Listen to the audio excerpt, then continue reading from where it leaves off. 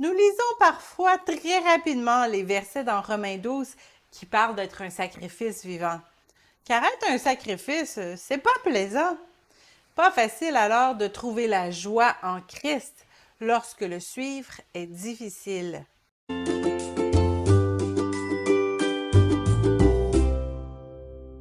Suivre le plan de Dieu n'est pas facile.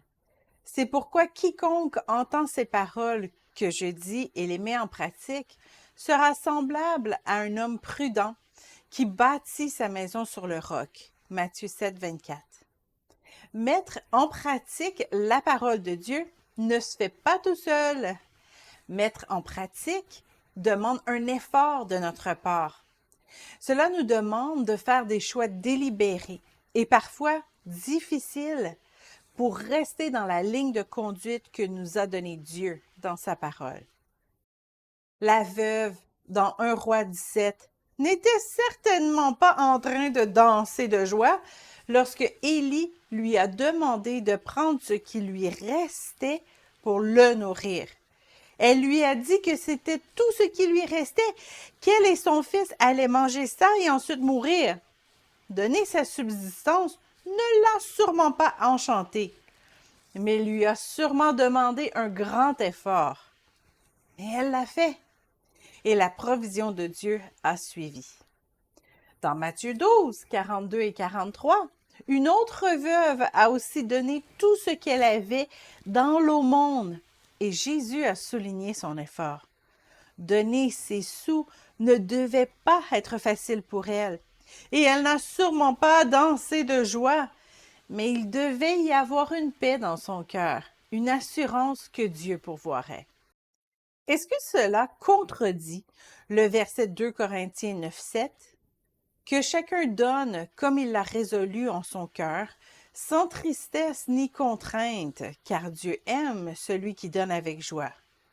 Non, ça ne contredit pas, parce que votre offrande peut être difficile à donner.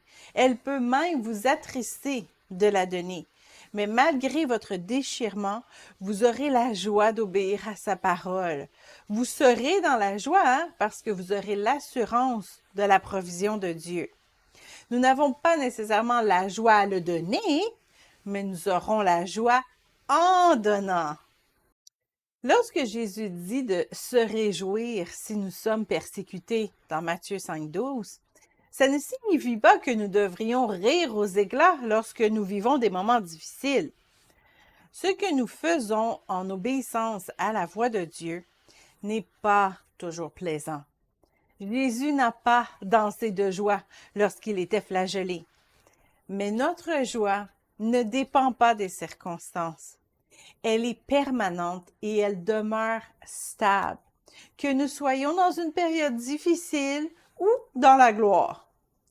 Réjouissez-vous au contraire de la part que vous avez aux souffrances de Christ, afin que vous soyez aussi dans la joie et dans l'allégresse lorsque sa gloire paraîtra. 1 Pierre 4, 13. Car il faut se le dire, suivre la volonté de Dieu n'est pas facile. Jésus a dit de mettre en pratique ses paroles et non pas de se laisser bercer par ses paroles. Paul dit d'être un sacrifice vivant et il n'y a rien de plaisant à être un sacrifice. Parfois, Dieu nous met à cœur de donner une offrande spéciale qui brise notre cœur momentanément, mais qui nous amène ensuite dans la joie parce que nous avons la foi que notre obéissance est payante. Refuser de céder à nos pulsions charnelles peut être difficile. Devoir mettre un terme à notre relation amoureuse avec un ou une partenaire non croyant peut être déchirant. Mais Dieu n'a jamais dit que ce serait facile de le suivre. Nous devons faire ces efforts. Nous devons accepter de nager à contre-courant pour avoir la joie qui vient dans l'obéissance. La joie qui est liée à notre foi en Dieu et non dans nos circonstances.